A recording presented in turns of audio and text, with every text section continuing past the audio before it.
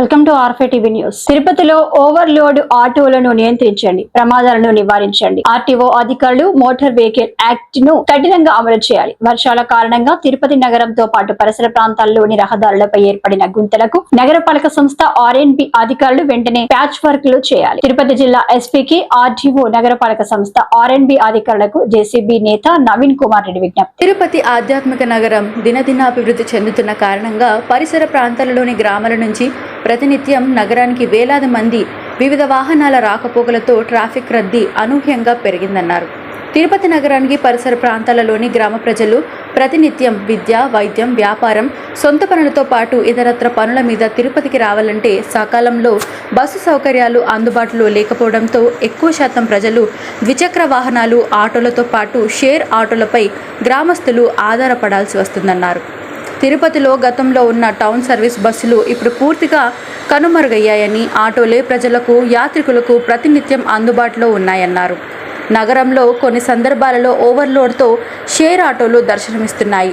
Auto డ్రైవర్కి ఇరువైపులా ఇద్దరు వ్యక్తులను కూర్చోబెట్టుకొని వేగంగా నడపడం, రోడ్డుకి ఇరువైపులా ఏ వాహనం క్రాస్ చేసి వెళ్తుందో కూడా కనిపించే అవకాశం లేకుండా వెళ్తున్నారన్నారు. ఇలాంటివి అత్యంత ప్రమాదకరమని నవీన్ ఆందోళన వ్యక్తం చేశారు. తిరుపతి ఆధ్యాత్మిక నగరానికి సుదూర ప్రాంతాల నుంచి వచ్చే యాత్రికులకు కానీ నగరంలోని అన్ని వర్గాల ప్రజలకు 24 గంటలు అందుబాటులో ఉండేది తిరుపతిలోని షేర్ ఆటోలు అండి.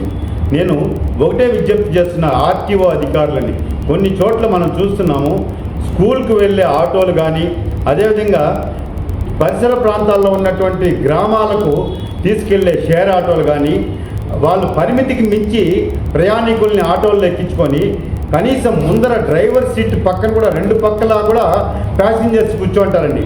వాళ్ళకి ఆ దారిలో ఏ వెహికల్ క్రాస్ చేస్తుందో కూడా కనపడదు. ఇలాంటి సందర్భాల్లో ప్రమాదాలు జరిగి ప్రాణ నష్టం జరిగే అవకాశాలు ఎక్కువ ఉన్నాయి. మనం ఈరోజు దేశవ్యాప్తంగా, రాష్ట్ర వ్యాప్తంగా, జిల్లాల వ్యాప్తంగా నగరాల్లో జరుగుతున్నటువంటి బస్సు రోడ్డు ప్రమాదాలు చూస్తున్నాం. అమాయకుల ప్రజలు గాలిలో కలిసిపోతున్నాయి.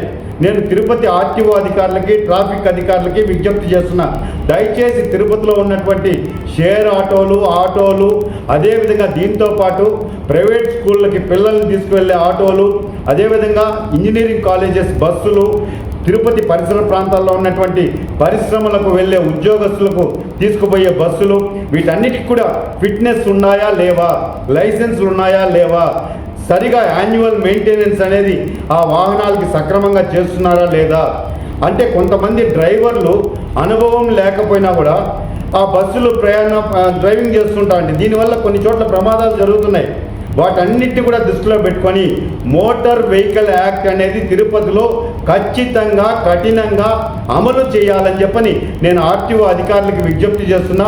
చేతులు కాలేక ఆకులు పట్టుకున్న చందంగా కాకుండా ప్రమాదాలు జరగకముందే మనం చూస్తున్నాం. ఈరోజు స్కూల్ ఆటోలు కానీ, స్కూల్ బస్సులు కానీ, కాలేజీ బస్సులు కానీ పరిమితికి మించి చిన్న రోడ్లండి తిరుపతిలో ఉండేది. అక్కడ కూడా అతివేగంగా వెళ్తూ ఉంటాయి. గతంలో మనం ఎక్కడన్నా టౌన్లో ఎక్కడికన్నా రుయ్ హాస్పిటల్ కానీ, కపిల్ తీర్థం కానీ, లేదా తిరుచానూరు కానీ వెళ్ళాలంటే టౌన్ సర్వీసెస్ బస్సులు అందుబాటులో ఉండేటివి. ఈరోజు టౌన్ సర్వీసెస్ బస్సులు అనేది పూర్తిగా అంతరించిపోయింది. ఎక్కడ టౌన్ సర్వీసెస్ లేదు. కేవలం ఆర్టీసీ బస్సుల మీద ప్రజలంతా కూడా ఆధారపడాల్సి వస్తుంది. అది సకాలంలో రాకపోతే బస్సులు ఆటోల్ని పోయి వీళ్ళందరూ కూడా ఆటోల్లో ప్రయాణాలు చేస్తున్నారు. ఆటోలో ప్రయాణం చేయడం అనేది మంచిదే, అందుబాటులో ఉండే మోడ్ ఆఫ్ ట్రాన్స్పోర్టేషన్ అది. కానీ పరిమితికి మించి ప్రయాణికుల్ని దయచేసి ఎక్కించద్దండి. ఏదైతే మోటార్ వెహికల్ యాక్ట్ ప్రకారం ఎంతమందిని అయితే ఆటోల్లో ఎక్కించాలో అంతమందిని మాత్రమే ఎక్కించండి. బస్సులు కూడా, కాలేజ్ బస్సులు కూడా ఈరోజు సమయానికి కాలేజీలు చేరాలని, పరిశ్రమలకి పోయి బస్సుల్లో ఉద్యోగస్తులు పనిలో చేరాలని చెప్పని హడావిడిగా పోతూ ఉంటాయండి బస్సులన్నీ, ఇంజనీరింగ్ కాలేజెస్ బస్సులు. వీటన్నిటి మీద కూడా నేను ఆర్టీఓ అధికారులకి, ట్రాఫిక్ అధికారులకి విజ్ఞప్తి చేస్తున్నాను. మీరు ప్రతి నెల సర్ప్రైజ్ విజిట్లు అనేది పెట్టండి. ఆకస్మిక తనిఖీలు కానీ చేసినట్లయితే ఏదైనా లోటుబాట్లు ఉంటే ఖచ్చితంగా అది బయటకు వస్తాయి. దాన్ని ఆ యాజమాన్యం ఎవరైతే ఉంటారో వాళ్ళు దాన్ని సరి చేసుకునే అవకాశం కూడా ఉంటుందండి. ఎక్కడో ప్రమాదాలు జరిగినప్పుడు హడావిడిగా మీటింగులు పెట్టడము, 2 రోజులు చెకప్లు చేయడము, చెక్ చేయడము, వదిలేయడం కాదండి.